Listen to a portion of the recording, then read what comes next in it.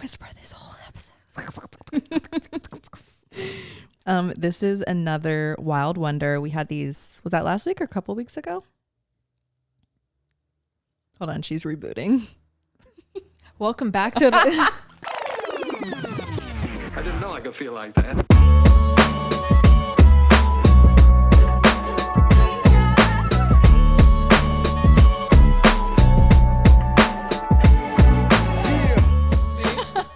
I think 2 weeks ago. Was it 2 weeks ago? Yeah. We tried a couple flavors, loved them. They're our favorite drink so Ever. far of season 5. Oh, 100. I mean, 100%. Yeah. This is so I had to try another flavor. Obviously, this is the raspberry lychee.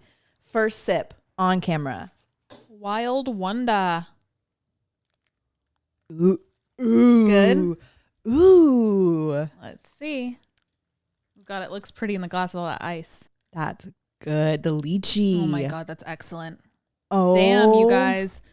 2 for 2. Well, 3 for 3 actually. This is like after we had it 2 episodes ago, I went and like stalked their Instagram. Their branding is adorable. Like I love their socials. And I was on their story and I saw all these, they have so many flavors. Like for them to have 4 just at my little corner store, yes. like I'm not surprised. They like so many. So 3 for 3 to be this delicious. Yeah. Pretty good sign. They have really good ingredients. Clearly, I'm excited to try all the other ones. I have a mango something. Did you catch the name of it? Mango. There's a second I don't word. know the second word. But I have a mango one in the fridge. That's I'm gunning it Gulping. down. I'm gulping it. Hates to see me coming. I have matcha. If you care. I do care. No, I'm okay. I got a good flavor palette going right now. That's true. Weird. Actually, it might be kind of good. It might be matcha like powder. Like this is different. This is like an iced matcha latte. You want to try a little thing? Well, no, I'm saying just matcha powder in there and make it more of like a matcha lemonade. Yeah, like that would be crazy. Like Remy's. Yes, and it's like a little bit carbonated. Fire. That'd be so good. I'm excited for like summer drinks like that. You have no idea. Yeah, like, me too. When I go to the dog park and like bring my summer bev with me, like I'm excited for not cozy drinks anymore. I'm over cozy drinks. I've also never really been I like black hot coffee, but I've never been like a warm latte person. They always make me shit. Real bad. They do. It's something with like the temperature, like it goes through my bowels easier or something. Yes. I mean, trust me, you're preaching a gratitude, but yeah, I've never been a hot like morning bev drinker except for just a plain black coffee, but I've just been on black iced coffee for most of the day, and then we got a packet of that Lipton iced tea, the best mix. Ooh, so we're gonna make some fresh iced good. tea. We're on our spring and summer bev height right now. Today's really nice. I don't know if you noticed. I haven't been outside yet. Granted, I did take an Uber here, so I wasn't like outside, but I just had my jacket over my shoulders. Like I think it's like 40s today. It's supposed to be 52 next week. You said next week. Next week. Did I? Oh my God, I didn't even catch it. That's really scary. Next week. Next week. Sometimes I feel like, I don't know if you experience this. Sometimes I feel like my tongue's too big for my mouth. I know. I shouldn't be laughing because you have expressed that. Yeah. And actually, my dentist has told me that I have like a concave mouth shape, and it's just gonna progressively get worse when I'm older. So I'm gonna be one of those old people where the tongue like kind of sticks out. That's kind of cute. She wants me to get braces. Like I should get braces again. I need to get them too. So should we go down and get some braces? Should we go down to the bodega? Like I think if we got them at the same time, we wouldn't feel as like shitty about it. I mean, I need to get them. I've been told I need to get braces, which is so fucking crazy. I had braces for literally 10 years. Yeah. I had them for 3 and it was only my top 4. So I had to get. You didn't have bottom braces? No, and I needed them. But my mom was like, "Can you just do the?" She goes, "Can you do the ones that show?" Because I'm one of those people where like my bottom teeth don't really show when I talk. No, we're trying to haggle the fucking dentist. Literally got like a sale. So Black Friday, right? I mean, I get what she did. The top 4 are the only and ones honestly, that show in my like mouth. Your bottom teeth are great. Besides the one, look at you have one tooth. That's not. Yeah. I've seen worse. Yeah, but I've seen better. Yeah, but who cares about straight teeth anymore? Yeah, no, that's true.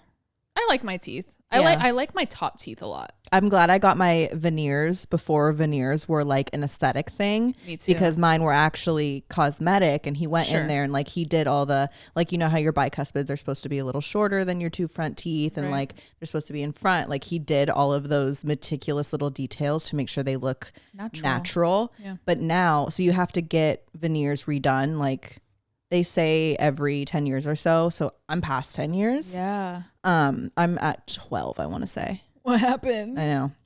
I have to get new ones. It's going to be so fun. Yeah, but I have to be super picky with who I go to because there's just so many people out there who like slap on the perfect white straight square veneers. Damn near go back to the East Bay or like North Bay or whatever. Like go somewhere. Like small town. Yeah, because I feel like anywhere here, especially New York, they are going to give you like the smile. And it's just going to look. I don't want that. Go to somebody who's not there for like, oh, can you like tag me? Like go to someone who's been doing this since before, like you said, before it popped off to have like a cartoon smile. Yes. Yeah. Yeah. So that's a new smile coming in probably the next 5 years. So I'll have to get them. Yeah. No, your veneers are crazy. I'm sure even a lot of people hearing that are surprised that you have veneers. I was telling, I forget how we got on the topic, but I told Liza recently about your veneers and she was like, she didn't know. No, she was like, those aren't Alex's natural teeth. I was like, dude, I know. They're really good Wow, veneers. I love to hear that. I love to hear that. No, we were like zooming in on your pictures and stuff. Like, she's like, are you I'm like,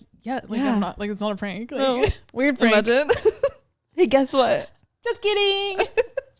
They're real. So stupid. Like the shirts that say they're real for like fake tits. Yeah. But I'm talking about my teeth. My teeth? Shirt on your teeth? I had a workout class before.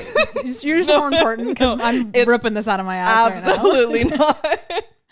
I had a workout class before this, and I usually do workout classes that are like all women, just naturally. Like I even feel it. Well, Orange Theory here and there will have men, at least at the location I used to go to, but like for the most part, it's a female forward situation.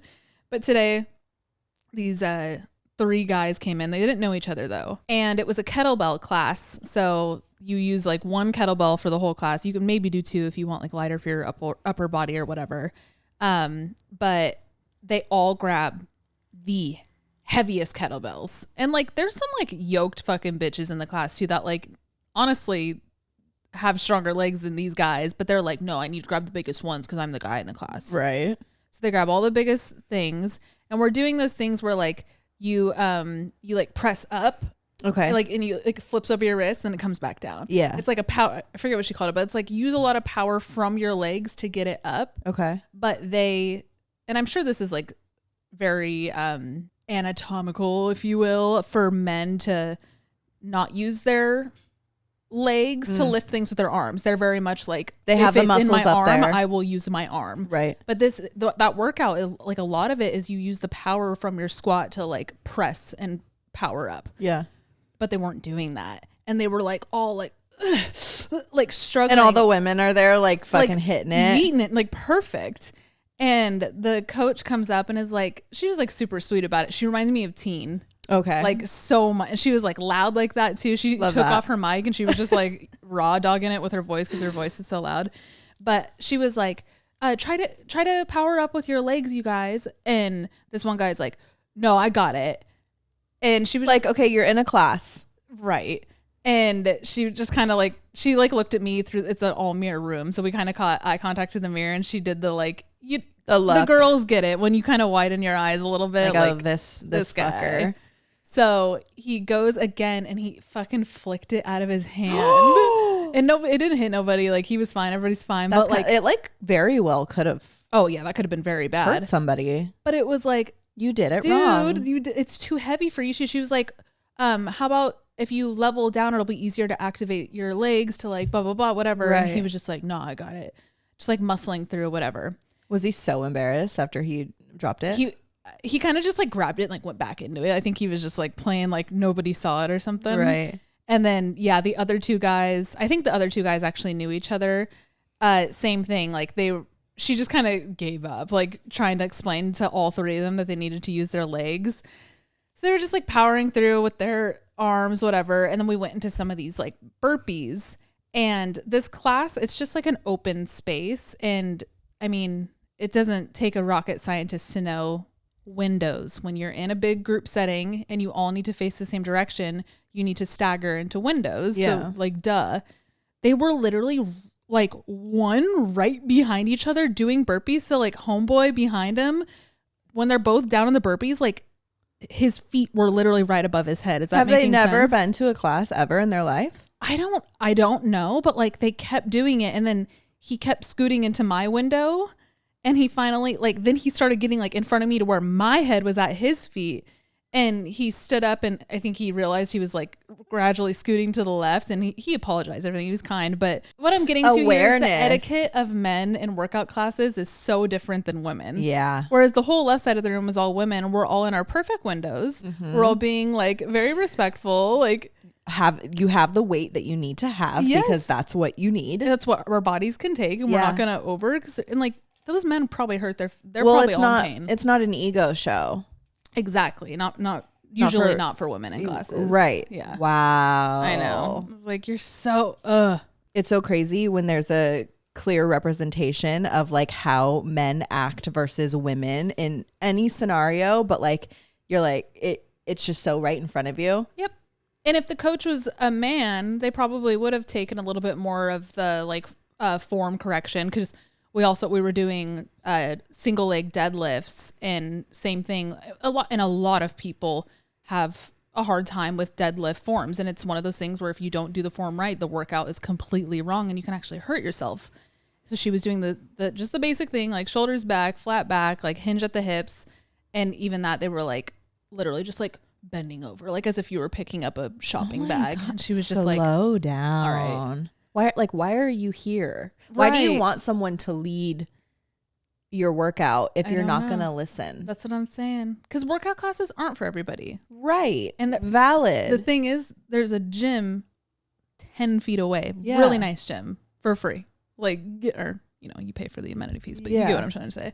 We all live in the building. There's no obligation to take the class. Right. To stand in the class. Exactly. So silly. Wow. You guys always hear us talking about investing in your health, investing in your future, but let's not forget the importance of investing your money. I feel like as we've gotten older, I'm pushing 30. I'm realizing how little I know about investing, but that's why I love this resource, Acorns. And on that note, today's episode is sponsored by Acorns. Acorns is a financial wellness app that makes it easy to start saving and investing for your future. I love Acorns because you don't need to be an expert. Acorns will recommend a diversified portfolio that matches you and your money goals. You also don't need to be rich. Acorns lets you get started with your spare money you've got right now, even if all you've got is spare change. Basically, Acorns does the hard part so you can give your money a chance to grow. We will never stop preaching living in the moment, but it's equally as important to invest in your future. Investing can be intimidating, but Acorns is a great resource to help you reach your financial goals. So sign up now and join the over 13 million all-time customers who have already saved and invested over $22 billion with Acorns. Head to acorns.com/Oddvice or download the Acorns app to get started. Paid non-client endorsement. Compensation provides incentive to positively promote Acorns. Tier 1 compensation provided. Acorns Advisors, LLC, an SEC registered investment advisor. View important disclosures at acorns.com/Oddvice. Thanks, Acorns. What were you going to say? I was just going to say, you know how we have those moments where we're like, oh, I'm turning into my mom? Yeah. I had that moment very clearly for like, not the first time, but it was the first time where I was like, you know how when you're doing something and you're like, oh, this is my mom. This is my mom. It hit me before I could realize it. Okay. And then I was just like faced with it. So I have these frames from IKEA that we need to fill. So me and my boyfriend were just scrolling through these, like those poster sites. First of all, they're so expensive. They're so expensive for prints. The 6 prints in my, living room, I've been wanting to swap out, but yeah, it's just way too fucking expensive. For those 6 ones that size, you're spending at least $200-$300. I put 2 in my cart and it was already at like $150. Yeah. And I was like, okay, I guess I'm gonna keep my old prints. Yeah. Or do like draw your own. Anyway, that's off topic. Yeah. So we were scrolling through finding prints that we like, and I kept suggesting some, and he picked some. And finally he was like, I think, can we try and have some without words? Oh, no. What words were you choosing, Alex? That's the thing. Were you going like full Rhonda? No. And for context, a lot of you guys do know, but to those of you who might not, her mom is like the number one customer of like Ray Dunn. Yeah. Like But First Coffee, like Family First, like little signs all around the house. But like she loves to wear quotes on her shirts. Right. Like it's just my mom's personality. Yes. And like lightheartedly, the family always gives her a hard time for it. Yeah. We're always just like, oh, what does that one say? Or like, what does your shirt say today? I love it. It's just so her, but it's so fucking funny because it's such a specific character trait. We all know one. And I never thought in a million years I'd be the type. But looking back on all the prints that like I had picked out, they weren't like, I think it's our generation's version of that. Yes. It wasn't like the live, laugh, love shit, but it was like, God, I wish I had an example. Like the choke one. Yes. Any word on it. Yeah. And for my boyfriend, it's more like angsty words. Angsty. Kinda. It's angsty. Yeah. And there was one that I really fucking liked. It was graffiti art, and it was house rules, and it was like, number 1, dance it out. Number 2, but it was cute. It was like number 2, it's okay to cry. Number 3. It sounds so cheesy and corny right now, but I swear to you, it's so cute. No, yes, but you're making me realize it is our generation's It's our generation's. Version. And for my boyfriend to sit there and have to be like, can we find one without a word on it? Oh my God. Yeah. That's crazy. So I was like, oh my God, it's happening. Yeah. I'm my mother. And this is like him saying that in like such a sweet, gentle way that he said it is like exactly how I am with my mom. Yeah. I'm like, oh, does it have to say something? Right. Do we want it to say something? Oh gosh. I kind of relate to that because like that canvas in my entryway. Yeah. You want to write something. I want to write something on it. Yes. But maybe now I won't.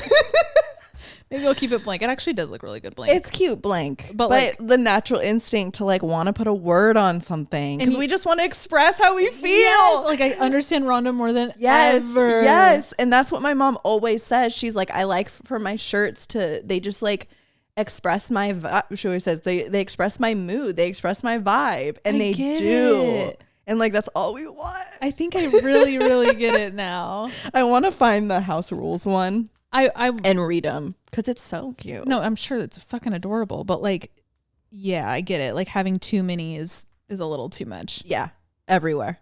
On my canvas, there was like a lot of things I wanted to write, but one of the prints in my living room it's the mom, I'm a rich man. Yeah.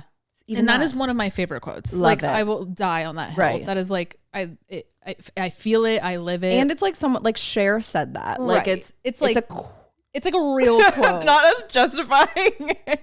But since I'm taking it off the 6 prints, I wanted to like put it on that canvas. Oh, cute. I thought that'd be kind of cute. Love that. Okay, hold on. Let me read Alex's thing. Oh my God. First of all, it's in Doodle Bob font. It's not graffiti. Wait, okay. Well, that's not the exact one. Okay. That's just like an example. Got it. Number 1, be kind. Number 2, make art. Number 3, laugh hard. Number 4, dance. Number 5, be you. But like, it's so obviously I want those rules to be part of my house. No, like I kind of get it. Like I'm like sending myself the link. Like that. Wait, this one's cute. That looks like your handwriting too. Cute. It says, number 1, kitchen is for dancing. Love. Number 2, eat pasta. Number 3, listen to vinyls. Number 4, don't overthink. And number 5, make art. Like, is that my house though? This is so cute. I think you should just get it. I know, right?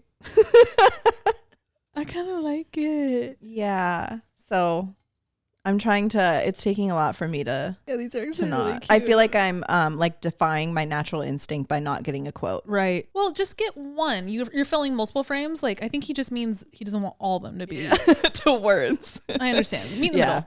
Yeah. Me in the middle. I feel like I go through this every season, but as you guys know, this season is just like the worst it's ever been. Do you mean of the podcast? No, sorry. Oh, it's like, ouch. The season of the year. Oh my God. Winter. Yeah. Okay. At the end of every winter, I feel like I have to kind of refind my style. Yes. Because I go through, and it's hitting really fucking heavy right now. I obviously in the winter, I work from home. I live in my big oversized sweatshirts, and like my routine is wake up, shower, bus, party, another club. I wake up, I shower, I throw on my big oversized crew neck, a cute pair of underwear, and that's my outfit for the day. If I like so comfy. If I know I don't have to leave the house, which is my favorite day ever, then that's been my uniform for the past 5 months. It feels like 4 months. But now that like You're we like had a baby. I am a baby. I feel like I'm reborn. That's like what babies wear. Yeah, literally. A big jumper and underwear. Sorry, go on. But I feel like little side note, my dryer is, I feel like it functions differently than the dryer that we used to have at the old place. So all of my crew necks are shrinking. Oh, no. Yeah. Turn down the heat. Oh, I should look into that. It's probably just a knob. Yeah.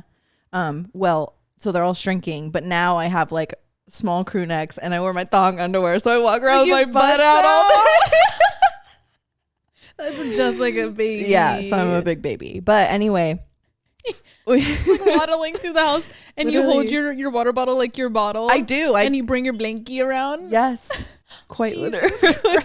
Quite literally. It was date night the other night, and we were getting ready, and I was like, I actually don't know what to put on that's cute anymore. All of my old clothes, like I just have no like tie to them. Like inspiration. There's no inspiration behind my outfits. A lot of shit just like doesn't fit anymore. I'm trying not to like go back to the same roto outfit I wear every fucking time I go out of the house. So I am just like in this spot where I feel like I need to refine my style, almost like reinvent it. I feel like I've just been wearing the same things for 10 years. Yeah. Same style, I feel it. So that's just kind of where I'm at. I literally had that thought getting ready today. Like I wore this exact outfit to that event we went to a few weeks ago. Yeah, I outfit repeat because it's like, but also like I think it's worth mentioning that we need to also be okay outfit repeating. yeah. And but like I get what you're saying. It's a difference as far as style and like literal like piecing the pieces together. And I think that's a good point because like your outfit, it's cute. We call it outfit repeating because like it's such a specific pairing and like you wore it to one event and it's like now associated to that event in your head, but like it's just an outfit you put together. Right. But for my like what I struggle with is I could pick out the pieces in my head. I have one outfit that I know works for every time I go out of the like go out for like a date night or dinner or whatever. Yep. And I just hate resorting to that one outfit. Yeah. So like I'll outfit repeat. I fucking do all the time. But I need some more inspiration as far as like what I piece together for outfits. So I'm just like I'm in this mode where I'm ready for a spring glow up. I got my hair cut. I don't know. I want to get my lips done. Like I made an appointment for Botox for my forehead. Really? Where? I'll send you the place because Rachel just got hers. And I was looking at her and I'm like, because I hadn't seen her in a minute. And I was like, you look really good. Like is this a new foundation or something? And she was just kind of smiling. I was like, what is it? And she's like, I got Botox in my forehead. And like it looks so good. It looked so good. And for me to just think it was makeup too, like I like that. She wasn't fucking frozen. Yeah. She just got like a little in her forehead and she went to a dermatologist too, which I love. Yeah. And like he's taking that approach rather than just like a little spa that just wants to like jab your forehead. Yeah. I'll send you the place.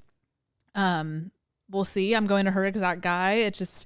It's time. My forehead lines. Are you doing your out like up here or in between your brows? Well, they do both. Remember Brooke was telling us how they have to do both. Oh, or right. You'll kind of like sag. Yeah. So I'll do whatever they need to do to balance that area. But I'm primarily only going in for my forehead. Okay. I don't have crow's feet. I also don't mind crow's feet, even if I do have them. Yeah. I don't mind my smile lines. Like No. I'm cool with the lower half for the most part, but my forehead, my fine lines, I'm over. I go through phases with my forehead. Sometimes I'm like, ooh, my skin's looking snatched. And then some days I'm like, and it fluctuates with our cycles too. Yeah. The weather, what we eat, how hydrated we are. Like, there's so much that goes into it. And I'm happy with my skin. It's just more so like, I don't know. I mean, I'm about to turn 30. Like I'm ready for some forehead Botox. Yeah. It's just. Do it. It's just the thing. It's just the thing you do, I think, before you turn 30. Yeah. It's just, it's time. It's time. It's time. And I like that. And like, I'm not sitting here like, oh my God, I need Botox and I want to like erase these fine lines. My mentality with Botox, like for my face specifically, is I want a little bit of aging and then stop it there. Yeah. Because I want to look my age. Not like I'm trying to look like 21. Like it's not what I like. But I like just slowing it down once you get to that point. Yeah, it's like maintenance work. You don't want the progression of the lines. You just want to like let it sit where it's at. Yeah. Yeah. Because like I like it right now. I just don't want it to go much further for a little bit. Right. Like let's not get crazy. Yeah. Like I think of Teffy. Her Botox is so good. She looks her age, like, but it looks glowy and like tight and really good. But she still looks. It's not overdone. Yeah, I didn't even know she did Botox. Yeah, and I think she also does like filler in her nose too. I want chin filler so bad. I think you should do chin filler. Yeah. I think you'd like it. I think it's a good compromise rather than Alex is always like, I want a chin job. And I'm like, what crazy thing to say. Or chin lipo. So expensive and like crazy recovery. I think you would be very happy with literally a doot of filler in your chin. And it'd be cheaper and no recovery. We'll see. I'm trying to do it up. No, you can get all puffy. You can get pillow face. I won't do it anywhere else. Yeah. I wouldn't do filler anywhere else. Like in your face. No. Yeah, me either. No. Like I don't even know if I'll ever do my lips again. I'll do my lips. I feel like I still have the volume of filler in my lips. Like these still feel like my bigger version of my lips. I only got half a syringe.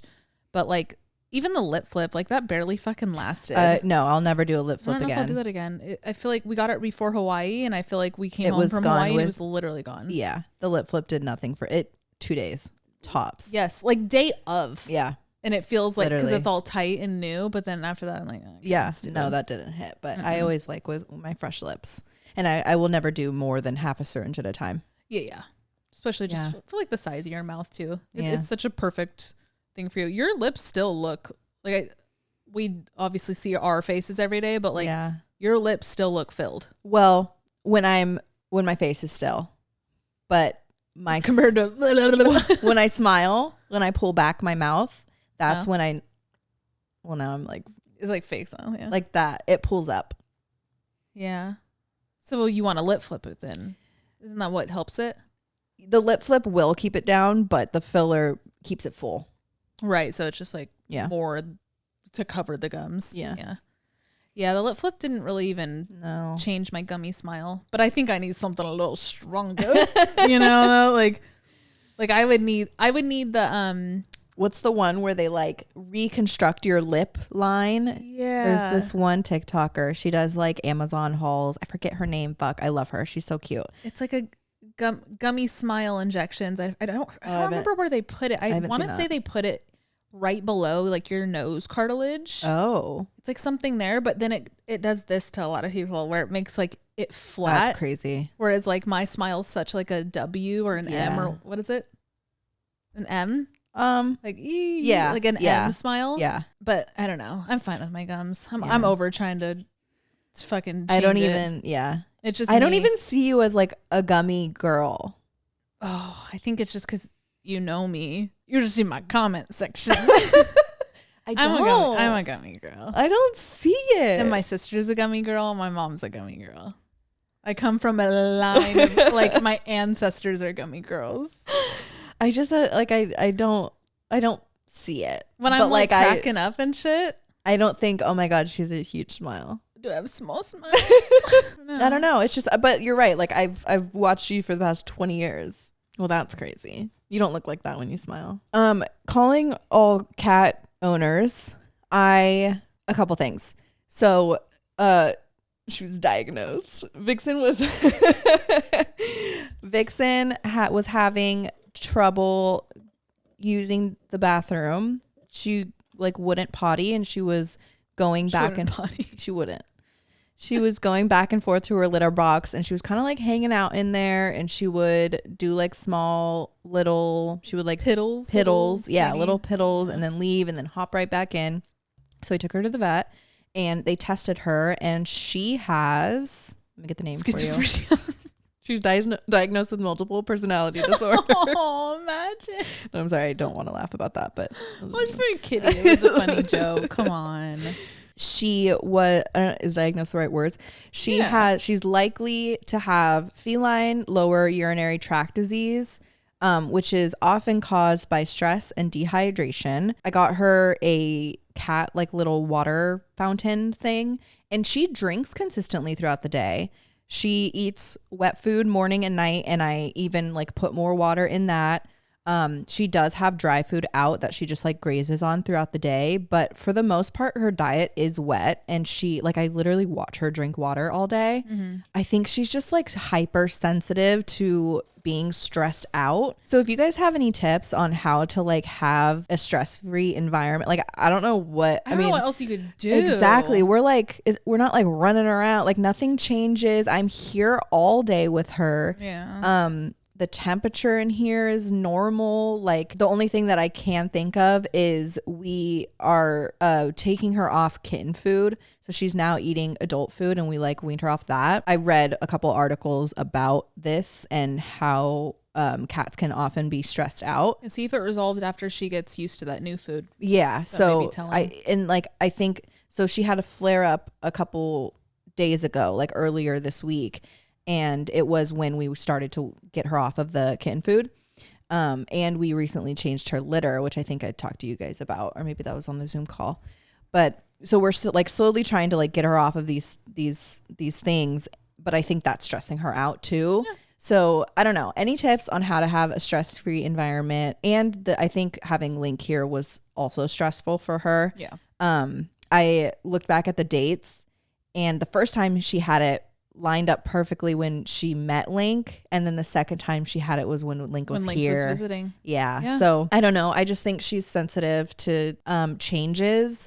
So yeah. Any tips? It's also like a personality thing too. I mean, she is like she's a nervous cat, but like not really nervous with new things. Her immediate response for things isn't like, "Ooh, hey, what's up?" It's like, "Fuck, fuck, fuck." I don't see that though. Well, because she's with you. I guess with me. Yeah. I don't know though, because we had like even the Super Bowl party. She was chilling. She was fine. She wasn't hiding. That's good. Yeah. I don't know. I don't know what it is. Well, I mean, definitely another animal like Link being around is an obvious stressor.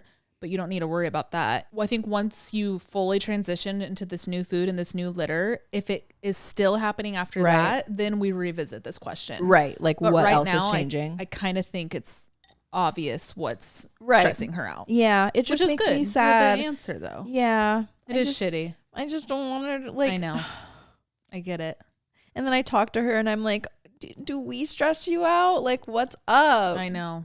I hate it.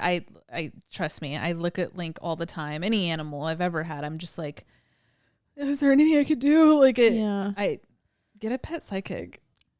I've been thinking about it. I know a lot of people do that when their dogs have illnesses. Yeah. Because it's a way to like gauge pain and discomfort. Yeah. So there's that. Also, send some recommendations for stimulation toys.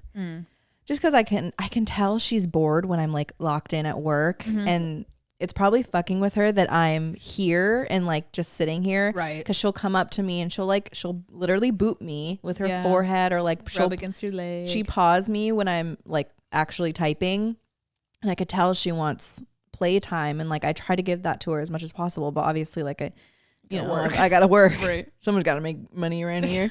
So semi-simulation toys for single cats, because a lot of the ones are for multiple cats and require like the person to Like be a part of it. Yeah. I saw one on TikTok. I actually meant to send it to you. I think I like got a call right away, so I like got off TikTok. But it's like a circle thing, and there's 3 or 4 holes, and inside is a ball on like some type of mechanism. Ooh. And it's like whack-a-mole. Oh. It like pops up and they have to hit it and it goes back. She would love and then it pops that. up in the next hole, and it comes in random like spurts, so she won't remember like the pattern or anything. Oh, she would love that. Try and find it again. I'm sure I could search it in 2 seconds and find it, but something like that could be cool, because it's like, and I think it was like not even battery powered. It's something where like when it bats in, it like shoots to the next thing. Like it doesn't need to be plugged in. Yeah, she would love little things like that, like pawing. And you should also try the like cat YouTube videos where they go up to the screen. Okay, you keep saying that, and I keep forgetting. Yeah, because she first of all, she dead watches TV. That's what I'm saying. If she's already like that, like she would have so much fun with that. Okay, let's try that. We should try it on the Zoom call. Okay. Yeah, we're gonna go, but we'll see you in 1 second. In 1 second. But for us, we're gonna go hop on a Zoom call with our Hella tier. Well, first, before we hop off, snack of the day. You have 12 minutes. Okay. Close your eyes. I feel like I know what it is. You know what it is. Okay. I'm gonna keep them open then, if you don't mind. And you guys know what it is too. We talked about these last week. I got the turtle chips. Churro Fleavy. Choco churro. A couple of you guys in the comments were like, fuck yeah, I love turtle chips. Yeah, we tried what flavor was that again? It was so good. Some just like spicy. Was it like shit. chili?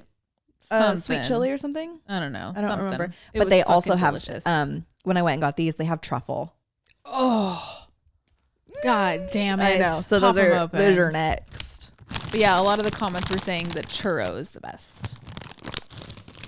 Ooh, they smell so good. Ooh, they look like Vixen's chicken hearts. Oh yeah, she loves chicken hearts. Cheers. Oh wow. Ooh. I want to put them in a bowl of milk and eat them like cereal. That'd be good. Oh wow. Don't mind if I do. These are good. I definitely can't have as many. I'm already like over it. I like the spicy ones better. Yeah. They're sweet. So they're really sweet. It's like a nice little dessert. Mm-hmm. But like 10 out of 10 texture. Chocolate is delicious. Perfect amount of cinnamon. Tastes like an accurate churro. Mm-hmm. Like no notes other than God. Yeah, I can have like 3. This is my 4th, but fuck it. But fuck it. But fuck it. Put it in her butt. Okay, we're back from our 1 second break. If you don't know, we have a Patreon, and every week we have a Zoom call with the people on our Hella tier, which is our top tier, and we just sit and we chat for like an hour. It's literally just FaceTime with your besties. It's a lot of fun. We just caught them up on all the drama. The drama of what's to come. Birthday trip coming up. I'm turning 30 March 28th if you guys want to put that in your calendar. Dirty 30. And yeah, we have a fun trip. We're going to Sedona. Hey, there's Sedona. And I'm so excited. I've never been. I've been to Arizona once, and I don't even know what part, but I was like a kid and I was just like, it's hot. Right. Like I didn't care. I didn't know anything about it, but from what it looks like online, Sedona looks fucking beautiful. It literally looks like Mars, which I'm just so excited for. I have a feeling it's going to be one of those places where I'm going to be like, I want to move here. Yeah. That's how I felt about New York, and look at me now. I'm here. You know? Yeah. I'm excited. It's going to be fun. Okay. Thanks for your patience. Yeah, God, this episode is very, very, very, very long overdue. But officially our advice column for, I guess it's technically supposed to be January, huh? Yeah. The end of January. It's our last Monday of the month. We do a general advice column. And obviously last month, Kristen had to go back to the Bay. We're going to read a lot of the entries, but I hope they're still relevant. Yeah. But I also maybe hope they're not still relevant, because then that means that the problem that you wrote in about isn't relevant anymore. So maybe this is an episode of us reading trauma that doesn't matter anymore. Love that. We're digging up old shit for you. We're opening up old wounds for you. So thank you to everyone who wrote in. Okay, first entry. The subject line is just found out my boyfriend is married. Oh, sorry.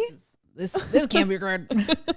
My beloved Chris and Al, as much as I would like to start with this with pleasantries, it's 1 a.m. and I'm caught in a spiral. Please keep anon. I've been seeing someone for the last year and some change. For a while, it felt like something was being held back, but I knew he wasn't fully ready for the commitment. I could work in the boundaries. I'm busy and I like my independence, but I didn't know if the time was right for me to be in a serious relationship. However, things shifted and it felt like all I could want from a partner. It felt so easy and so much like home. Upon telling me he was ready to be with me fully and entirely, he told me he was married and in the process of a divorce. I understand where he was coming from, as it was for convenience, not love, if you can get what I'm alluding to, and cannot hold that situation against him. But I feel like he should have been able to trust that I could hold the space for him without judgment. The biggest issue is that our whole foundation as friends was more built on trust and transparency. Keeping something this big for so long makes me question so many things. I feel dumb for sharing intimate parts of myself in my life. I feel like a layer of trust is gone. I feel sick to my stomach. It's hard to walk away from something that has so much potential. I need to know if I'm overreacting for feeling like things should end here. That may be a lot to ask, but who better to confide in than you two? I appreciate the space you two open for these things. I love feeling safe enough to write in and that you guys crossed my mind in this moment. I'm grateful to share a sisterhood with everyone who listens in, even in distance, and anonymity. Animosity.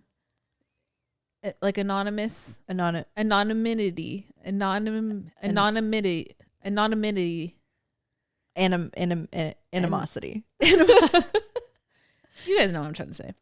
How about this? ANONYMITY. Anonymity. I need to see it. Anonymity. But it's like anonymous, so I think it's anon. Yeah. Anan.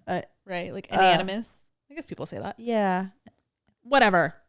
Sending my warmest regards and deepest gratitude. Be safe. Live well. Thank you. Okay, I'm scrolling back up to where you said, but I feel like he should have been able to trust that I can hold space for him without judgment. My alarm went off in my head when you said this, because I think there's a big lesson here.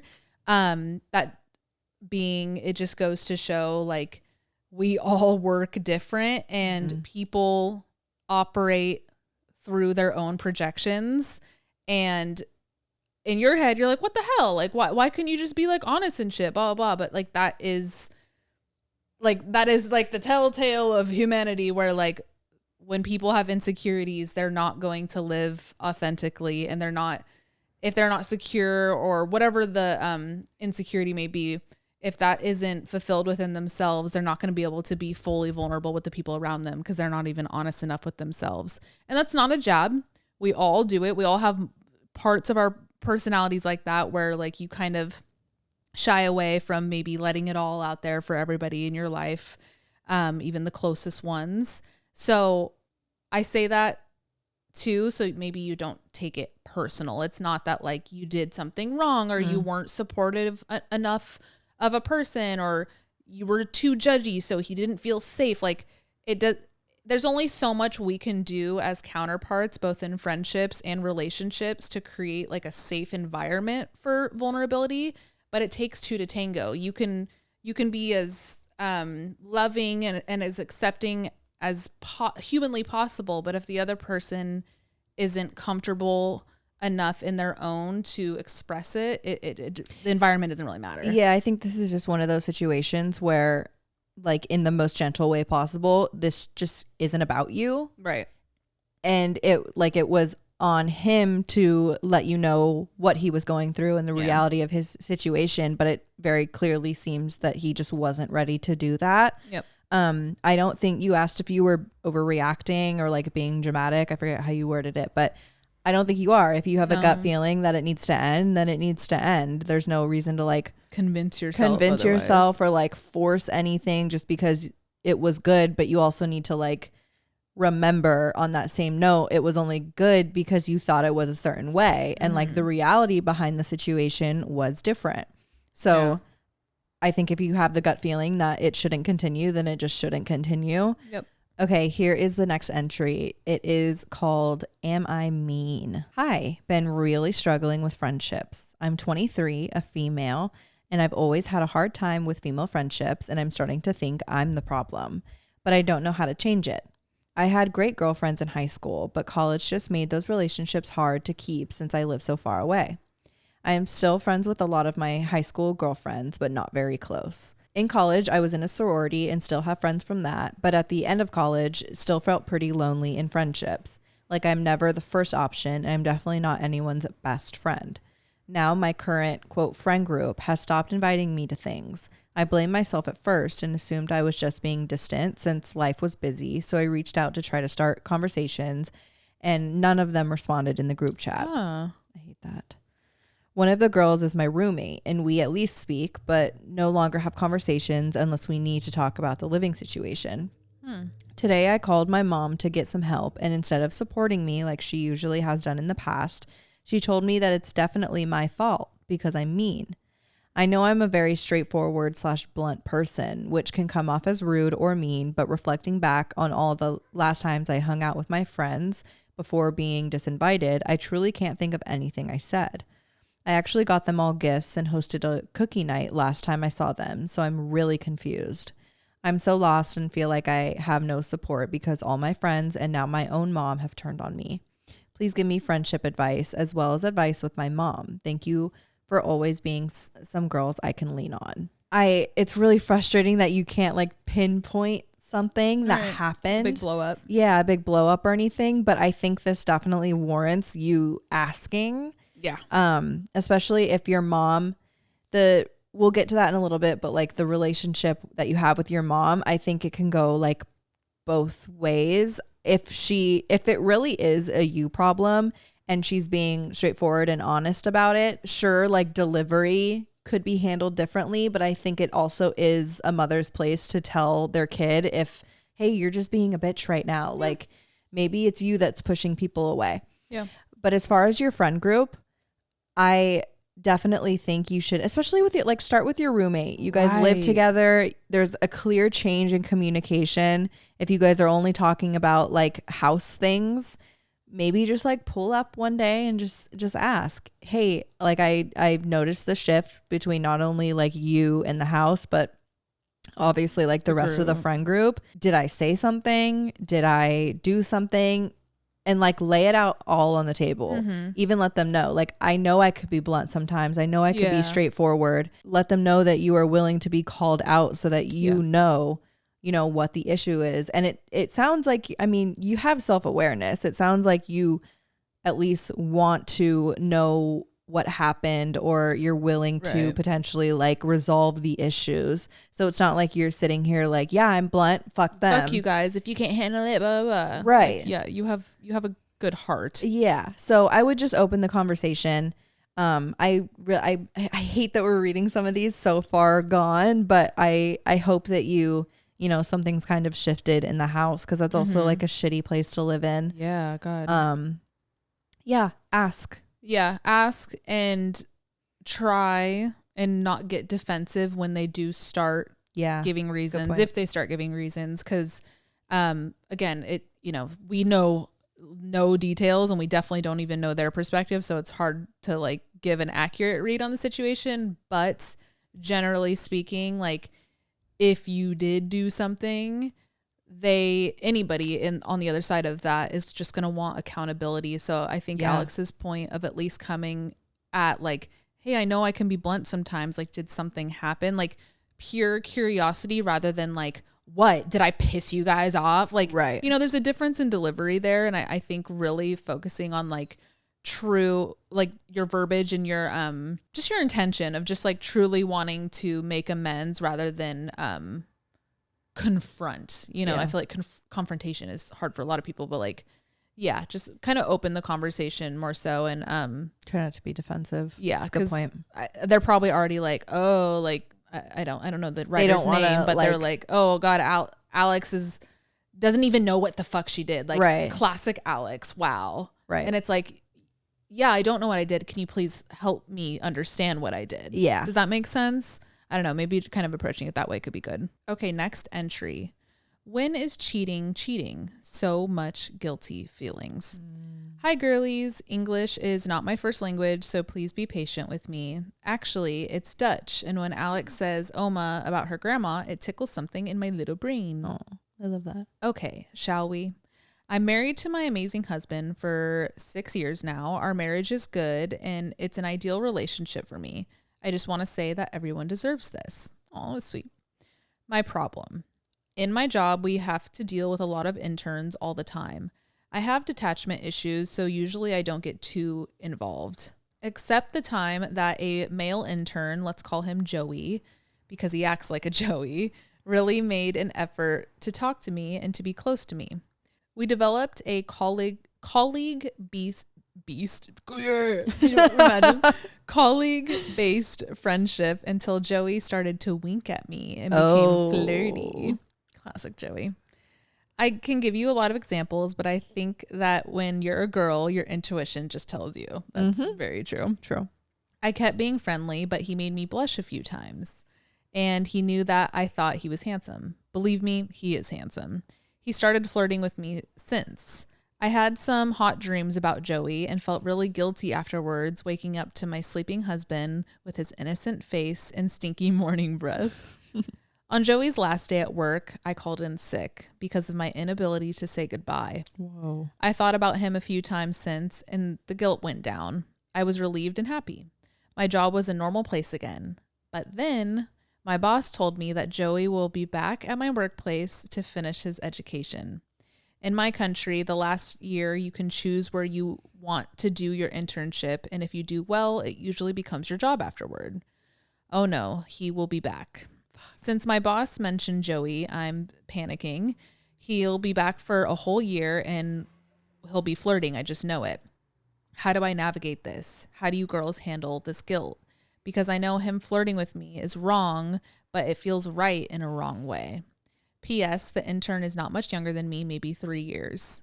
P.P.S. I would never, ever physically cheat. My dad did, and I hate everything about cheating. I hope with all my heart you girls read this on the pod. It would be so much easier to think about and hear your voices in my head. Right now, it feels really alone. With all my love, please keep Anon. I see where you're at, like the guilt and like you're self-aware of like the wrong part of the situation. But it is sticky because it's your workplace, and like you didn't mention anything about disliking your job, so I can't just be like, oh, leave the job. It doesn't seem that easy. Yeah. But I don't know if there's a way you can create like physical distance at work, like if that means I don't know if like you have your own office, like closing your door, or even having a conversation the next time he does wink at you and being like, hey, I know it was just a wink, but I do need to, like, on a professional note, that really isn't appropriate. Like, get really like clinical and businessy with him and kind of just shut the shit down. That to me is fully your responsibility. And if you don't do that, that sounds so ultimatum-y, so sorry if this sounds aggressive, but if you don't do that, then you are in the wrong, is what, like with your husband. I mean, I think that the answer is kind of straightforward here. Like, you just have to tell him to stop flirting with you. Yeah, but there's the part, like the writer said, there's a part that feels right in the wrong way. That's what, like, you asked what's considered cheating, and I think flirting is such a natural part of humans that, like, it feels good, right? Like, you're flirting, and you can flirt with anyone. Like, you could flirt with that feeling is what is like exciting to people. And I think that's what you're feeling right now. So like the attention, the winking, the like little bit of secrecy, that's what's appealing right now. But the second you shut it off and he stops doing that and he stops like giving you that sort of attention, I think that feeling, you'll be like, okay, it'll be like a weight is lifted off. Because you know it's bad. Exactly. So I like, it's such a fine line though. Cause like, yes, it's so human to want to flirt, but like to have a repeat, like kind of token person of flirting, that's the problem. It's part of your routine now. But I also think like him leaving and you even saying like shit went back to normal, it was fine, I didn't think about him, like it was out of sight, out of mind. So it's just like he's dangling it in front of you. It's like baby girl. Yeah, literally, like he's dangling the tease in front of you and you're kind of snapping at the bait right now. I just think you'd need, but when he comes back, you need to cut it off. You just need to be like, look, I'm sorry, like if you thought otherwise, but I'm not here for the flirting. We need to keep it professional. I am married. Yep. I respect you. I want to be friends in the workplace, but it can't go, like nothing can go beyond that. Yeah. Very, very blunt conversation. Yeah. But, you know, lastly, I will offer the question, like, are you liking it because is there something going on in your marriage that you're disliking? Like maybe, you know, not saying that makes it right, but like, you know, I feel like is it an escape for a reason? Yeah. When life throws shit like this at us, like, and we latch on, are we latching on out of like just human nature? Flirting is like harmless, blah, blah, blah, or escaping for some reason. But that's a question for you. I do not know. Yeah. But it's definitely worth questioning, especially if you like it. Yes. Okay, here's the next entry. It's called Quadruple DM Slide In. Whoa. Quadruple. Hey, K and A. So I recently came across a guy I very briefly knew in 2017. I think we matched on a dating app, but never ended up meeting and just followed each other on IG for some years. I think in 2021 or so, I unfollowed and never thought of him again. Until the end of August this year, I came across his page again and realized how cute he was. I did some creeping and the interest started to build. I ended up sliding in the DMs with one of his photos and saying, "You're cute, by the way." He responded with, "Thanks, you are too." I then tried to continue the convo, and after a few replies back and forth, he stopped replying. A few days later, I slid in again and asked what he has been up to. Again, he had a few replies back and forth, catching up, and then he stopped replying. Then I sat on it for a few days, debating if it was worth sliding in another time and just telling him I'm interested and would like to get to know him. I ended up doing it because I honestly just don't care about any man's opinion of me, and there's never anything to lose but putting yourself out there. By putting yourself out there. I said something along the lines of, I know it's been a while since we've spoken, but coming across your page has sparked an interest in getting to know you again. I also added that there's no pressure at all if he's not interested or doesn't have the capacity for that right now. He responded and said he's just in a very busy season of his life and is putting all of his time into work projects. He said he'd be down to get coffee one day once he has more time. So now it's been 3 months. Not very long, I know, but the advice I'm seeking is, do I leave the ball in his court and let him reach out if he's actually interested? Because maybe he was just letting me down easy. Or do I give it a certain amount of months and slide in again for a follow-up? This option feels the least likely, but I want to hear your guys' thoughts. Wait 6 months, a year, forget about it. I have a hard time ever catching feels for anyone, and I'm 29. So when I do like someone, I get excited, but also I'm perfectly fine to let shit go. As again, I do not care about men. Also, I should add, about a month later, I realized I should have followed him again when we were talking back and forth, but I didn't think of it. So I followed him then a month after, and stabbed to the heart, he did not follow me back. This was like a month or two ago now. That shows disinterest, I would say. He also has a decent following with decent engagement. So there's a world in which he didn't see the follow. Unlikely, right? I'm being delusional. Most people see a new follow anyway. Would love your thoughts, please. I love you guys and live for this comfort pod. My fave Sunday night ritual comes out at 10 p.m. my time. Hee. Thank you, Shar. I mean, Share. I if you say he has like a slight following, I mean, there's definitely a big possibility he didn't see it. Yeah, I'm a little torn here with him not following back. But I also think like if he was interested and he was like eager to get to know you, he would have set a date to get coffee. Of course. I think he would have reached out by now. Yeah. And I think he would have followed you back. Yeah. When you talking to the writer, when you said like, did he just kind of let me down nicely? I think that's a possibility. That's a big possibility here. But I get it. It's frustrating, especially when like you're so attracted to somebody online. You're like the DMs only go so far. I don't think this is like a bad thing. I think this is actually a very relatable situation, to be honest. But I think you can kind of, is this like annoying of me? I think you kind of find like a middle ground here where like, I will say, and I think Alex is on the same page, like I wouldn't ask again about like, hey, I want to get to know you, or coffee. Like you've exhausted the like that approach. It's on the table for him. He knows if he wants to reach out and get coffee, you will say yes. Exactly. Like you said, like the ball is in his court now on that level. Yeah. However, I think there's like a middle ground tactic where like if he posts like a funny meme on his story, like hit it with a like, or like respond to it and just have that just be like little spurts of connection, but without any like commitment of plans or questions, just like connecting with simple interactions. Right. And like, and hearing that you guys, the few bits of conversation that you had before you said like, I want to get to know you, was just like, hey, what have you been up to? What are you doing? And you guys like entertain it for a few replies back and forth. Like, maybe try and keep it a little less what's the right word here, like forward and transactional. Like it seems like with the conversations that you have had before, you were already trying to get to know him, right? Sure. So maybe like remove that aspect. Yes. Does that make sense? Yes. Just like quick bursts of connection. Yeah. That are organic. Is that what you're saying? Yes, but also like the like calling it out. Like the intention behind it. Yeah. Yeah, it's a fine line of like putting yourself out there but also letting it happen naturally.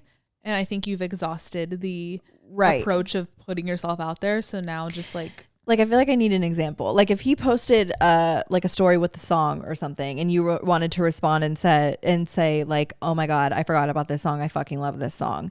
And he responds, I wouldn't like continue the conversation. Yes. So what have you been up to? Exactly. Don't do that. Yes. That's what I was getting at. Yes. Yeah. We're saying the same thing. Yeah. Exactly, Alex. Cause that's like, I feel like I even do that with like people that I think are cute on social media. Like it's just little one-off spurts of story replies, and then that's a way of like keeping them fresh in your mind and vice versa. Yeah. But also putting the ball in their court. Right. And not like forcing anything. I think it's a good in between where you're still connecting with the cute person, but not planning anything. Right. And maybe he'll realize that if you're in his DMs again, it'll say like follows you, and then you can like click to follow back. Yeah. So maybe he'll be like, oh fuck, I didn't. Yeah, we'll see how he bites that. Because if it was an innocent thing where he didn't see, then he'll realize. Hopefully, he'll see again. Right. God, social media and like flirting on social media, our ancestors are rolling over in their graves. Oh my God, it's a whole different universe. It's just another layer to the dating process. Yeah. Like courting is so different now. Oh my God, it's so different. It's about story replies and story likes and shit. Like it's so different now. Did you ever watch what's that movie called? Shrek. Yeah, that. Him and Fiona are really cornered each other. No. He's just not that into you. Who's in that? God, like everyone. Drew Barrymore. Let me look up Scarlett Johansson, Bradley Cooper. Oh, I don't think so. Oh, it's so fucking good. Oh my God. Do you want to watch it together? Let me see. Hold on. Oh, it's a rom-com. Of course it is. Yeah, come on. It's so good. You would actually love it. I've definitely heard of it. Like this is such an iconic coined phrase. Right. But no, I'm looking at the cover and all the stills from the movie, and I do not recognize this. Oh my God, it's so fucking good. Well, there's a part where Drew Barrymore is like trying to get at a guy, and she's like walking through the grocery store. And what year did this come out? 09. And she's walking through and she's like, the days have really changed. I have to email him, and then I have to check MySpace, and then I have to see if he added me on Facebook, and then I have to text him and like maybe call his office. And it's just like, that's so telling. There's so many different forms of like how to reach people. Yeah. And like the fact that social media is the number one form of communication now. Crazy. With people that we don't know for the most part. Right. It's wild. That's like the gray area now when you're getting to know somebody. Yes. Is like before you get their numbers, you talk on social media for a little bit or on the dating app or whatever. Or even like when we go out and we meet, I mean, anyone, not even just like in the dating scene, but we meet anyone and we're like, oh, what's your IG? Yeah, yeah. Like it is just the form of what's your number. Front-facing thing. Yeah. Yeah.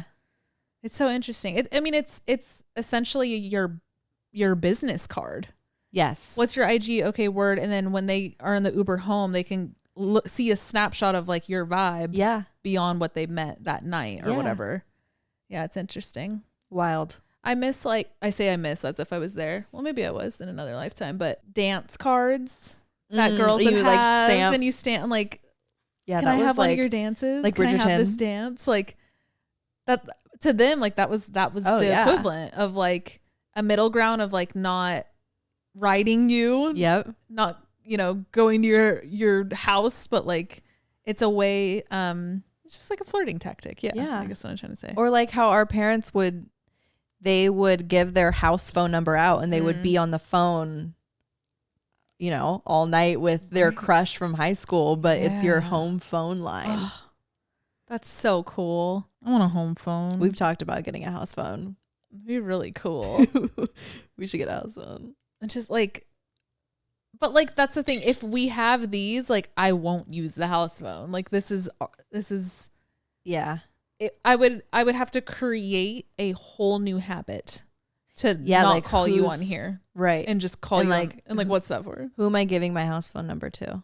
Right. Like, I don't really give out my number. Actually, I gave out my number today to this girl at the dog park because she was telling me how she just lost her job. Oh no. And she was like, if you ever need someone to like watch Link or like dog walk or whatever, I was like, actually, oh yeah, I have a trip coming up, and I got her number. Yeah, fire. She's cool. She's leaving today to Mallorca, Madrid, something with an M, and it's so cool. It's called. I love that. Just lost her job, going on a trip. Well, okay, so she's also going through a breakup. But oh my God. She planned this trip 2 months ago when they were like still fully together. Oh. And they just broke up, and she's like, I'm so happy I have this trip planned.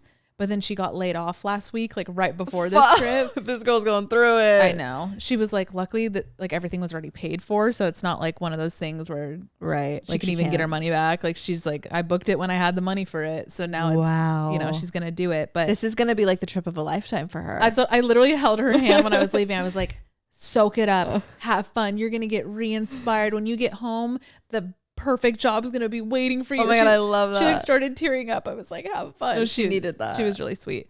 Anyway, she was mentioning it's like she's going alone, obviously, but it's a kind of packaged travel deal with everyone else in the like travel group is also all solo travelers. So nobody knows each other. Nobody has a friend. Oh, I love Everyone's that. like a solo traveler. So it's called Flash Pack.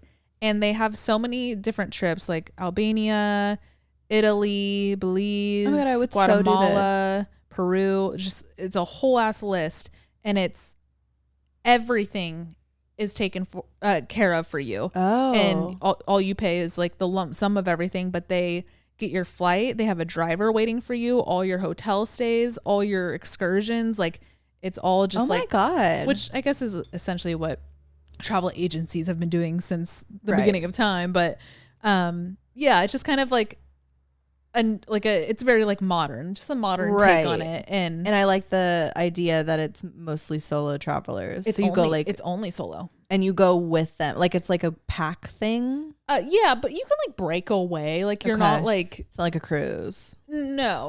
Like if they're all going on this excursion and you're like, oh, I just want to stay back. Like you have your own room. You're not all like sleeping together, nothing. It's not like that, but it's more so your itineraries are the same. Okay. But it's really cool. They have different age groups that you clock into too, which I thought was cool because I think she said she was like 32 or something, and she's like, yeah, I'm in the age group that's 30 to 49. And I was like, that's amazing, because like if I did that, which honestly I think I might, I've scrolled on this afterwards. I and obviously I couldn't because I'm not of the age, but like I'm glad they break it up by ages, because I would hate to go on like a nice trip to like Peru and there's just like this group of college kids with me, or you know, some like rowdy group. I like that they separate it by like smart age, just for the general vibe. Yeah, so cool though. What's the name of it again? Flash Pack. Colombia, Tanzania, North India, Bosnia, South Korea, Greece. I do want to go to Greece. So cool. Why did we say that? What did that have to do with anything? Oh my God, what did that have to do with anything? Girl at Dog Park. What was the entry even about? Did I read it? What just happened? My brain's not working today, you guys. Whose turn is it? I think I read that. Wait, social media. Oh, okay. What does that have to do with anything? How the fuck? I don't care. Whatever. Roll the tape. I just opened TikTok. What are we doing? What am I supposed to be doing right now? I just opened TikTok. It's so funny. Did. Oh my God, I was looking at my screen time. What's your screen time breakdown? No. I'm not. No? We're vulnerable on this podcast, but that's where I draw the line. I'll tell you about my mom and her cirrhosis, but I'm not going to tell you my screen time. Me and my boyfriend compared ours. It's actually disgusting. I'll look at yours. You don't have to say it out loud, but like I can't see yours. I don't even know what it is, and I'm embarrassed already. Wait, let's show each other. We don't have to show them. Kristen, ours is probably the same. I think mine will be more. Well, in my defense, I do a lot of work on my phone. Yeah. Okay. Wait till you see my number one app. Oh, it's going to be your fucking little stupid game, huh? It is, huh? Hold on, let's look at our... Oh. Mine's bigger. That's actually crazy. I did not think that. Yeah. Only by an hour. Okay, by an hour. Where's the top apps? Daily average. CL app and website activity. Yeah, no, that tracks. Oh my. Your amount of time on that? That's for the week. Oh. Yeah. What is it? Look at my week stats. Oh. Sorry, guys. I'm too ashamed. God, it's just crazy. Our lives are on our phone. Looking at this hour. Imagine if we put that many hours into something else. That's what I'm thinking. Like, yes, that's what I was getting at. This week alone, I spent 4 hours and 55 minutes on Airbnb. That's valid. Well, it's because I'm planning a trip. Yeah, but like that's hecka. I spent 4 hours this week on the Domino app. I spent 3 hours on Depop. Should I say it? Should I say my top one? I mean, that's up to you. I'm so ashamed of mine. I've chose to be ignorant and I've never looked at my screen time until just now. Oh, actually? And I'm disgusted with myself. And no, this is it. It opened something in me when I looked at this. My highest, I'll just share this. It gives you the average of hours spent on like types of apps. Okay. My biggest one for the week is games. That tracks. Followed close second by social. Oh my God, I spent what? I spent over 2 hours on Postmates. Wow. This is how much I'm not on Instagram. The past week I've spent 2 hours on Instagram. Whoa. I spend more than that. I'm just never. The past week I spent 11 hours on the Messages app. Oh, really? Yeah. You be texting? I do be texting. I spent 5 on Messages. Oh, whoa. Yeah. So that explains why you don't get a text back. Yeah. I spent 51 seconds on American Express. Fuck that noise. Right. I probably would just went in and paid my bill and then dipped. Oh my God, the notification section. You see that? If you scroll down at the very bottom. Oh. It tells you how many notifications you got from each app. in the past week. What are yours? Oh, this makes sense. Mine's my Ring Central for work. Yeah. And then messages and then Domino. Mine's messages is number 1. I got 812. Oh my God. I only got 298 for messages. Oh my God. I don't be texting. I got 296 from Instagram. I got 320 from my work app. What is pickups? Oh, the amount of times you pick up your phone. Oh, that's disgusting. How have I never looked at this? Oh my God. Okay. The app I open most. What is it? When I first pick up my phone, my most used app is the Domino app. You're like, oh, I need to do this right now. No, literally, because I just constantly. You are always on it. I'm so and many you know games. what? After spending 2 weeks with your mom, she's exactly the same. Oh yeah. You and your mom are the exact well, same. we're playing each other. No, I know that, but like, just like the way you live. Yeah. You guys are exactly the same. Yeah. Mine is the messages app. I guess I'd just be texting. Yeah. Do you have total pickups in the past week? Yeah. My daily average of picking up my phone is 99. Okay, mine's 100. Yeah. On the dot. What's your total pickups in the past week? Total 691.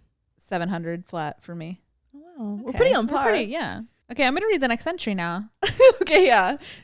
If you guys want to hate your life, go look at your screen time. Don't do it. It's not worth it. Okay, next entry. The subject line is Addict Mothers. Our synchronicity is insane. Fair warning, this is going to be a lot. Whether this is read in the episode or not, I hope it reaches you guys and touches your soul as y'all have touched mine, specifically Kristen. Also, if read on the pod, please keep anon. For the backstory, I started listening to Oddvice around 2021 in the midst of some deep-ass depression. Ass depression. My butt was depressed. I figured I needed to listen to something more positive than true crime pods and had loved Kristen from the you-know-what days of YouTube. You guys can see it. Like, it's fine. My life has been nothing short of a whirlwind since then, and the way in which my life and Kristen's life have aligned have honestly been terrifying, but beautiful nonetheless. The first weird synchronicity is the Tanner breakup. The week after that episode dropped, I was blindsided by my girlfriend of 3 years breaking up with me. We lived together, and it essentially left me homeless and sent me spiraling towards rock bottom. I ended up moving in with my childhood best friend, just like you both, which inevitably saved my life. The next synchronicity was, I think at some point, I sent a song request for Pine Grove, and then the week later, a Pine Grove song was Kristen's song of the day. I got full body chills, like, what the fuck, bro? Because it was like a continuous sign from the universe that I needed to listen to you guys. I continued on the spiral, drinking myself silly, but stayed tuned in every week to the pod. I eventually got sober and realized I was an alcoholic, just like my mother. I could tell Kristen was raised in a similar setting, from the bits of info dropped to just the way you spoke about the struggles you have. It's like a kid of an alcoholic intuition, the pains of codependency. I could just sense it in the episode you did with your moms. The way Kristen interacted with her mom was like a mirror to mine. Staying cordial, not saying the painful shit to keep nice and to keep peace, knowing they're incapable of truly owning up to the pain that they've caused. A couple weeks ago, when you guys released the episode about having fun sober, was the year anniversary of me quitting drinking. Wow. AA has saved my life in ways I can't even comprehend. The disease of addiction truly takes over the mind, body, and soul. I can't explain enough the ways in which y'all have helped me along this journey and gave me those good moments of clarity and things I needed to hear. After years of abuse from my alcoholic mother, I decided to go no contact with her. When you spoke in this last episode about pre-grieving the loss of your mother, I just completely broke down. I've been dealing with so much with the grief of that relationship and have basically grieved her my whole life because I never truly knew when this disease would take her away from me. It's what made me cling to the hope that one day she'd be better and we could finally have a healthy relationship.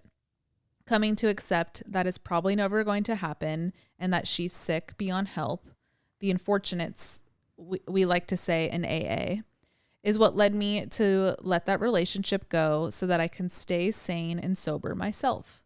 I don't know how to completely forgive her because she never truly made amends and is still in active addiction till this day. I couldn't bear to live my life so codependently tied to her emotional state and to suffer her abuse any longer. I struggle with the thought that I will regret not trying to have a relationship with her anymore, but it's clear she's incapable and too sick to do so.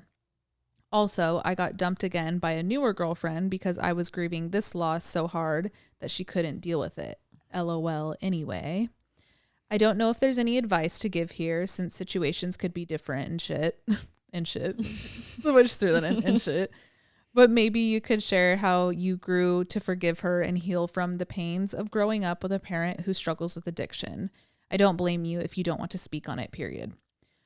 All in all, I just wanted to write this out because it's been on my heart heavily this week. I hope you read this and know that you guys are like the sisters I never had. You bring me so much peace and comfort in the darkest days I've ever had to face. You guide me towards light and towards resilience.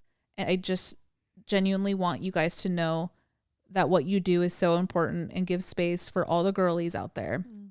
And also how every episode aligns with what I'm currently going through. It drives me insane, but is so fucking cool. I wanted to read this. I kind of like glimpsed over it before I read it, just going off the subject line. And I think it was just really perfectly read. I almost don't have anything to say. And like you said, it like there's no like advice to be given here, but I think it was just extremely relatable. And I wanted to read it because I felt very seen and very heard by it. But, you know, me bringing up what I'm going through, and was that last episode? Why does that feel like 10 years ago? Was me wanting to like start the conversation. And there was even a part of me where I was like, should I not read this? And I'm like, no, like this is real shit. And I feel like people need to like feel seen and heard in it because so many people go through it. It's crazy how many people, in my DMs after that episode were like, oh my God, that happened to my grandma or my grandpa or my mom, my dad, like super common. So thank you for writing in and sharing your side of the struggle because it's fucking real. And I guess there was one part where you were like, how'd you forgive your mom or whatever? There's no one answer here. And like you also mentioned, it looks different for every single person and every single addict and codependent relationship. It's hard. It's always hard. It's gotten slightly easier, but sometimes it's even harder now that I'm more aware of the dynamic than it was when I didn't even know what our dynamic was, talking about my mom and I. But I kind of just take it like interaction by interaction. I don't know. I feel like I've had a lot of talks with myself, even before her diagnosis, because, she drank all my life, where I realized she was never going to change and she will never fully know the level of her destruction through her addiction. But I also fully understand that it is a disease, and that doesn't validate it and make it it's not your fault, because it doesn't take away any of the damage. Yeah. And it's still with any disease, it's, to an extent, it's your, what's the word? Responsibility to get help and use the beautiful resources like AA and whatnot to get better or get, I don't know. I tread lightly on that because I am not an addict myself, and but I am fully aware of the depth and the struggles that people go through to even stay sober for 1 hour. So I never want to discredit that or anything, but sorry, I'm babbling. It's clearly very hard for me to still talk about this. It's a crazy big topic. But yeah, back to the mom thing. I feel like I got to a point where I was I'm kind of just done being mad at her. It was exhausting me more than anything. Mm-hmm. And you probably you know what I'm talking about. I literally told Alex one day, I was just you know what? She's like, what? I'm like, I just think, what's the point of me being so angry and caught up on all the shit that she's done and I'm living with that inside of my body and my mind when like she doesn't even know or even give a fuck or whatever the level of it. So why am I like, you're the one left with all the trauma? Yeah, which is valid. I'm not like, how do I say this? Because this applies to situations even beyond children of addicts and stuff. Like when we live with trauma from situations, like I'm not discrediting the very, very, very big reality of PTSD and, triggers and boundaries and all. Like I got that shit tatted on me. Like trust, I support that. And I live, that's my everyday life too. But I got to a point, I guess I will just speak where I feel comfortable with my mom, where I was just like, there's no point in me holding on to this when she'll never realize what she's done. And that's not like a fuck you, mom. It's more so just like at the end of the day, I'd rather make the best of the sliver of a relationship I have with her than live with hate in my heart and potential regret when she is gone. Did that make sense? I feel like it took a long time to get there. I'm totally walking in circles right now. But yeah, that was like the conversation I had with Alex where I was just like, I don't know. You kind of like weigh your pros and cons. And I was like, it's just not worth it. And to some people that might look like defeat and so be it.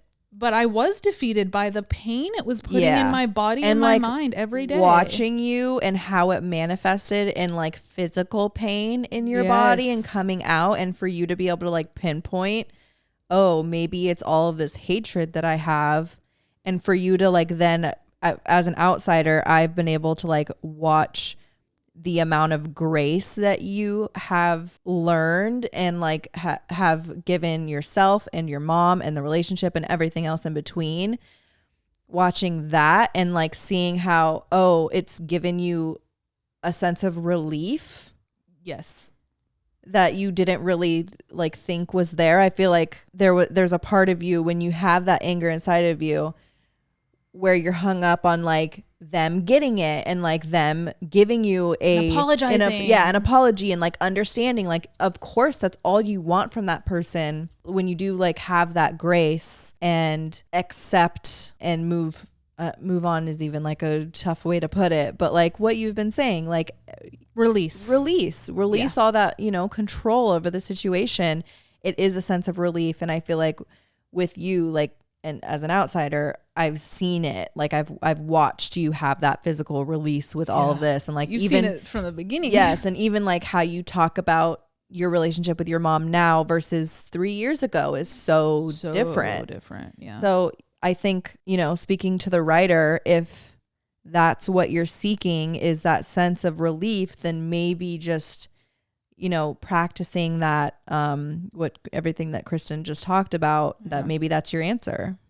Yeah. And it is different for everyone. I was going to say, but also maybe it's not, because back to the writer, you also mentioned you are dealing with your sobriety. And if she's still in active addiction, like, I mean, you don't want to be around that for your own reasons. And that's totally fine. And like, even to like, I won't blare her business too much, but like my sister, the one person who went through this with me since the beginning, even before me, she's older than me.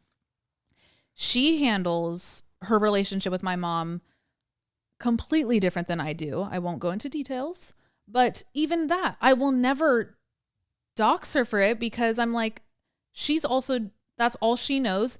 It's at the end of the day, the way we handle our relationships with our parents is just a survival tactic. Yeah. And I will never, ever put down somebody's boundaries, whatever they look like. If it works for you and it's keeping you alive and safe, then fucking do it. Like, yeah. And that's how I developed my own boundaries, because like Alex was saying, like it started creeping into like my physical health so much that I then had to create a boundary of letting it go, because it was eating me alive, like physically eating me alive.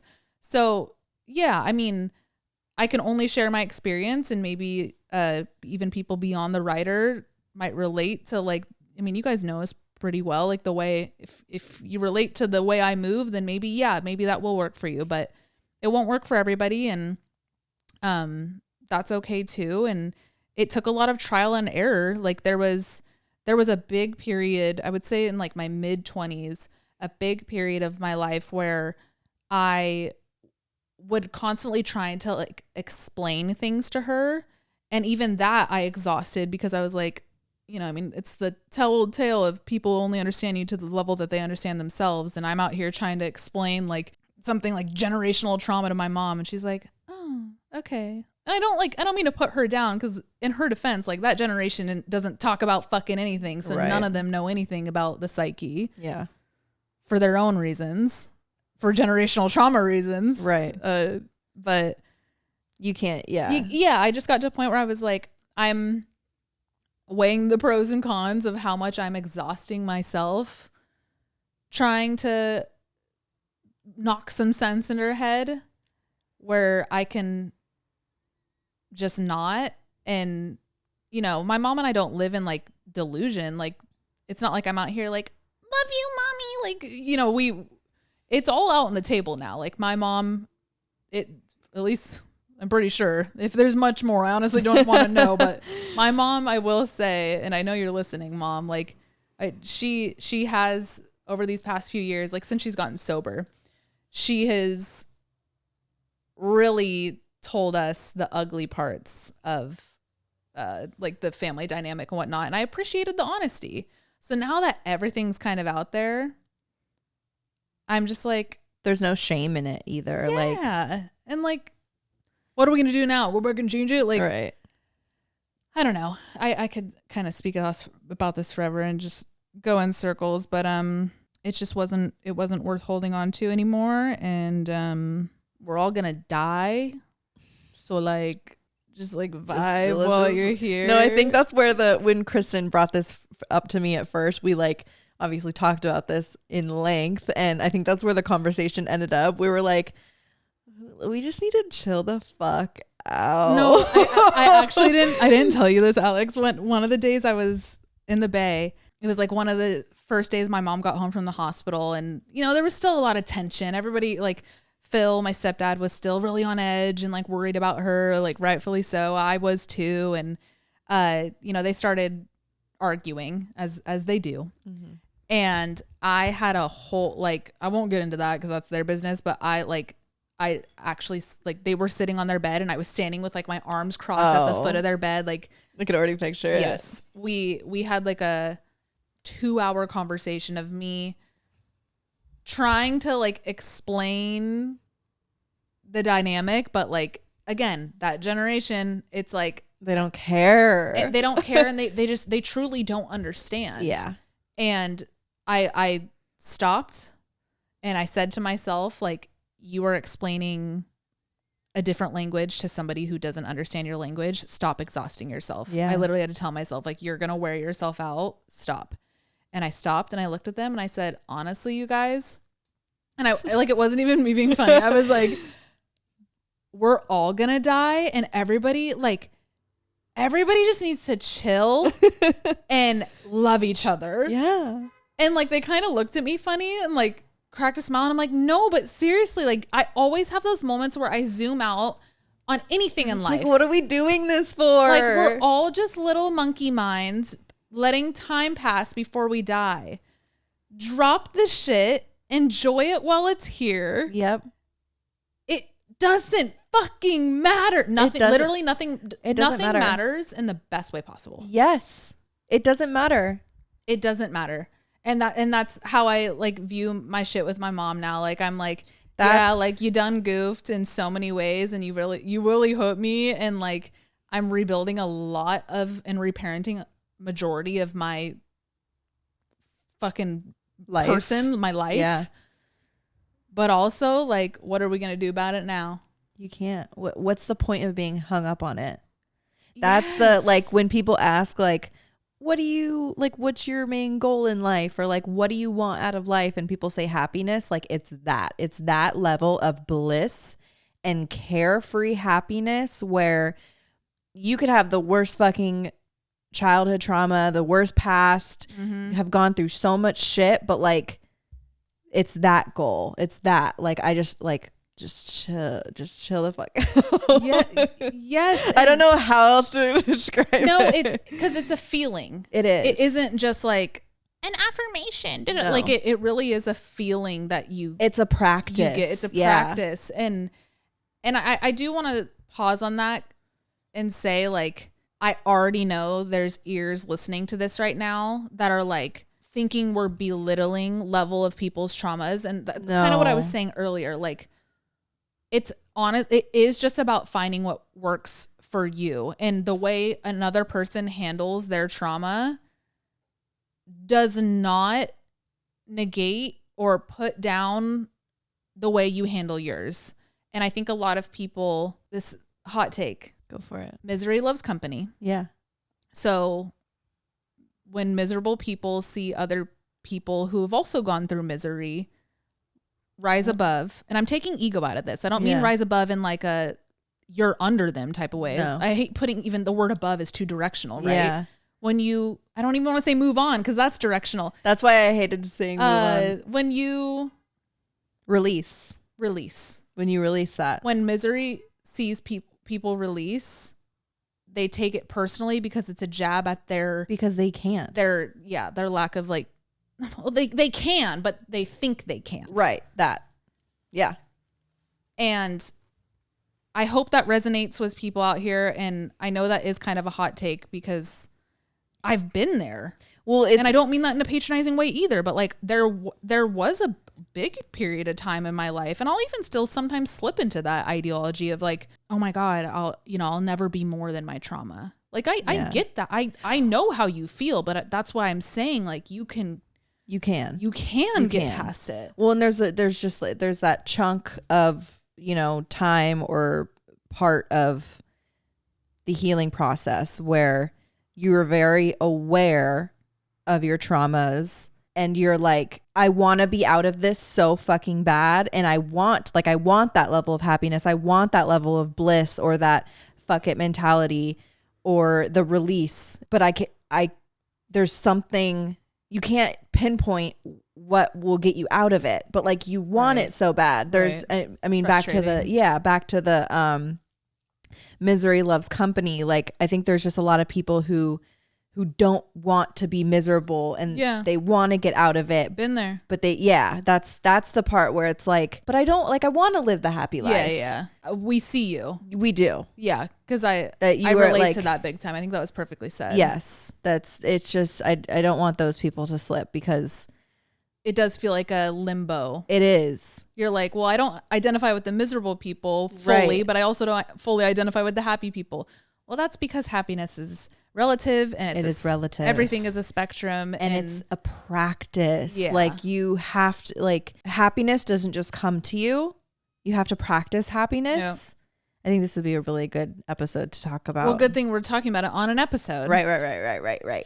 But I feel like I could talk about this forever. It's a practice, and it doesn't come natural to everybody, but I think it's attainable by everybody. Absolutely. So hold out hope. Do not give up on seeking happiness. You could get there. You could be happy. I don't think it's at least in my opinion, or at least the way I view it, I don't look at it as something like you get there.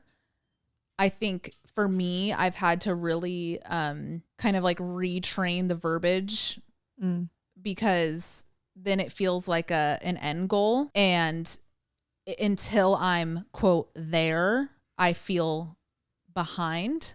Interesting. So I personally view happiness as a choice that you practice channeling in any given moment. Oh yeah. Because it's also not something that once you achieve it, you're never sad again. We all know that, right? But I feel like it's nice to be reminded that sometimes. Right. So yeah, I personally have had to change like the verbiage there because maybe it's the Aries in me. I don't know, but it would create this like inner competition of like, okay, well, until I'm there, I'm the opposite of happy. Oh, interesting. Yeah. Like it kind of became that. So I don't know. I thought I'd say that if you resonate with that, any of you guys. I can't stress enough how much I really do not mean to belittle any type of trauma and PTSD. Like those are all real fucking things. We're not coming from, because I hate people who are like, none of that's real. Anxiety's not real. Blah, blah, blah. It's like, yes, it is. Imagine. Yes. Well, there's fucking people like that. That's like so crazy. It's wicked.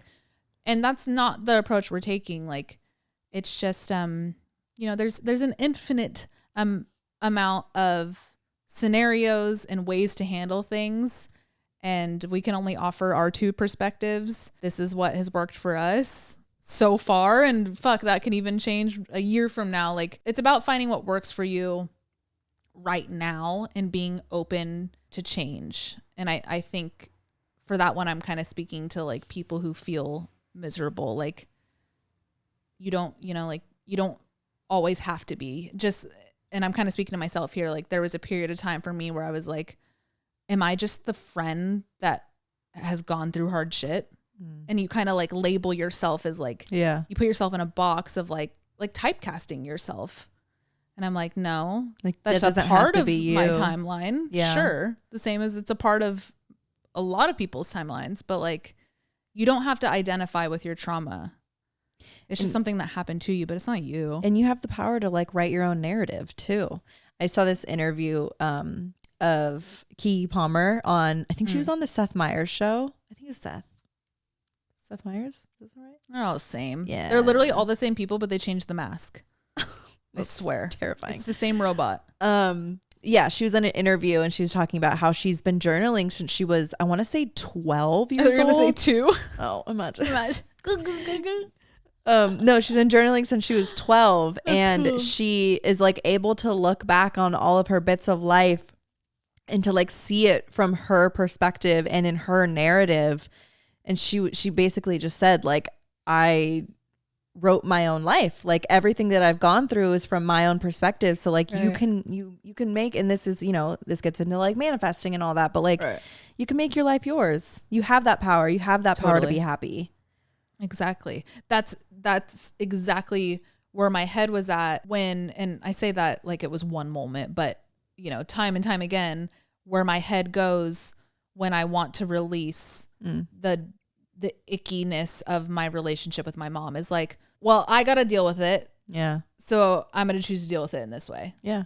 And take the high road. Yeah. Right? Totally. I feel like that's a good place to leave it with you guys today.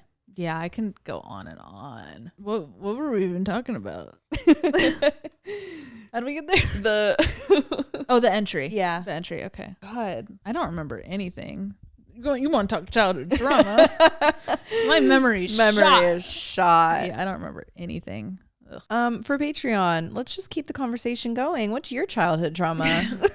No, we don't gotta do that. No. How about what's your favorite M&M color? Blue. I love blue. Crazy. Tastes better. Brown and orange. There's an orange M&M? Yeah. Why can I not picture an orange M&M right now? Am I tripping? Orange, yellow, brown, blue, green, red. Green, red. The yellow one's so funny. Yeah. He's so like stupid. He like wants to be part of the group, but he can't sit with us. He is. No, he can't sit with us. I think okay, the brown one's like the girl, right? Like she's like sassy. Yeah.